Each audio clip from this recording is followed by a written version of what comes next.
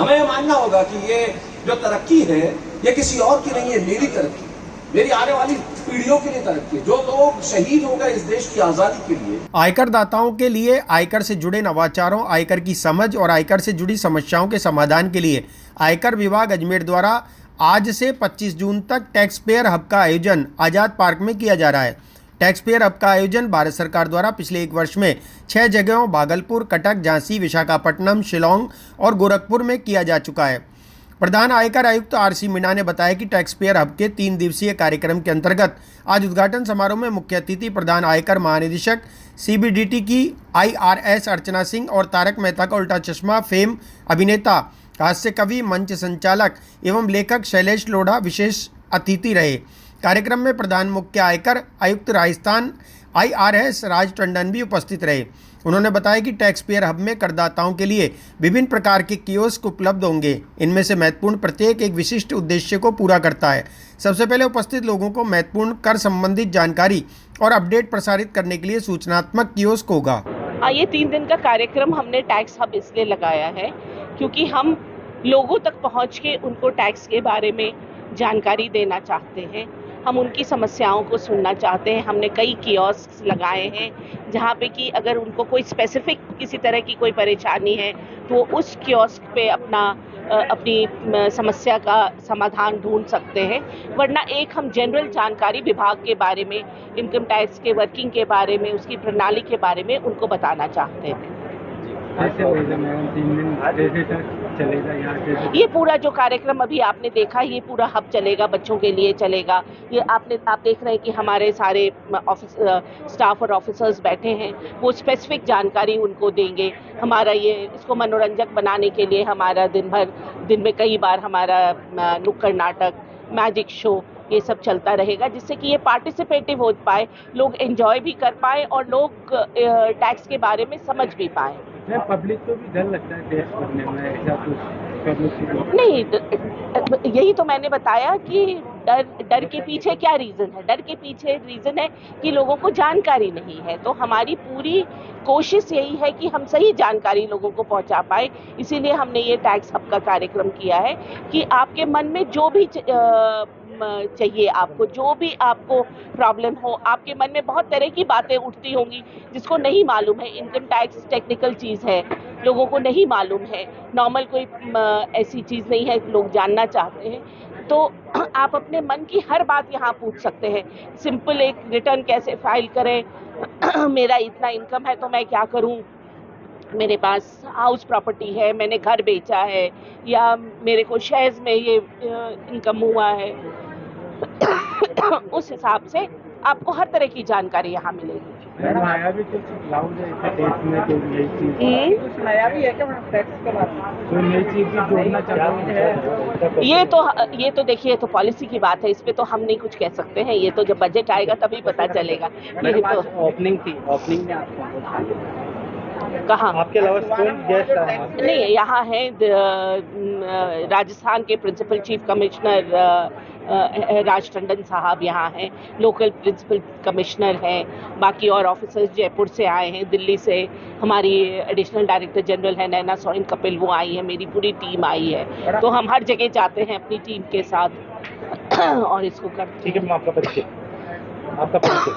मैं अर्चना चौधरी हूँ, principal director general administration Delhi. जी, बहुत अच्छा लग रहा है आज यहाँ आके, क्योंकि एक तो राजस्थान मेरा अपना प्रदेश है और अजमेर जैसी जगह पे आना, और वो भी राष्ट्र निर्माण के लिए जो कर विभाग है, जो CBDT है, केंद्रीय प्रत्यक्ष कर बोर्ड है, वो ये जो हब लगा रहे हैं, मेरे ख्याल से देश में सिर्फ 7 जगह ऐसा हुआ है और राजस्थान में तो पहला ही है। उन्होंने इसके उद्घाटन के लिए मुझे चुना, बड़ी प्रसन्नता है।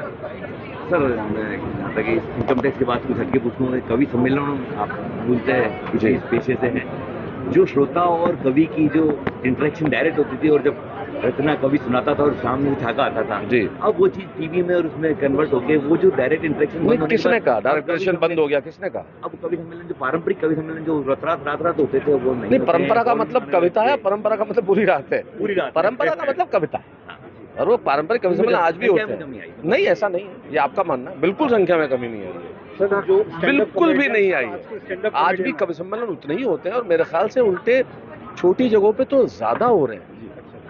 जो स्टैंड अप बीच कॉमेडियन आउट। है, मैं खुद 1984 में पहली बार यहाँ कविता पढ़ने आया था अजमेर में, तो कवि सम्मेलन की संख्या निश्चित तौर पर बढ़ी है। तो जो स्टैंड अप कॉमेडियन आ रहे हैं उनमें मैं खुद कवि हूँ, जी। मंची कवि हूँ, गीत लिखता हूँ। एक औकात सा नहीं बन गया कवि सम्मेलन में तू मुझे बुला मैं तुझे बुलाऊं वाली परंपरा। ये आपका सोचना होगा, अगर तू मुझे बोला मैं मुझे बोला होता तो आज मैं यहाँ थोड़ी होता। ऐसा नहीं होता। आप हवाओं को मुट्ठियों में कैद नहीं कर सकते, आप खुशबुओं को रुमाल में नहीं बांध सकते, ऐसा नहीं होता है। और ये कॉकस होना, राजनीति होना, ये एक बहाना हो सकता है। अगर प्रतिभा है तो वो अपना स्थान जरूर बना। अब कभी पर्टिकुलरली पार्टी बेस को होकर भी देखिए, इंसान है तो वो किसी न किसी विचारधारा से तो मुत्तफिक होगा ही।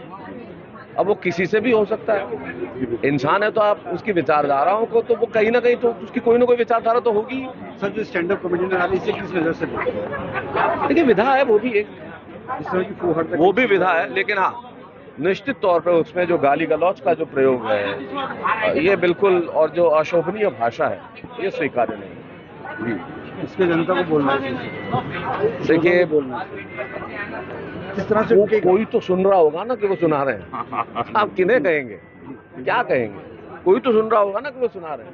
कोई तो है ना जो उन गालियों पे ढहा के लगा रहा है। आप कुछ अपनी कोई तो है जो अशोभनीय भाषा में तालियां बजा रहा है। कवि सम्मेलन में मैं क्या कहूंगा, देखिए ये निर्णय, इस संबंध में नहीं सर, और ये निर्णय आपका खुद का होता है। आप क्या पढ़ें, क्या लिखें, क्या देखें, क्या खाएं, ये निर्णय तो मेरा खुद का है।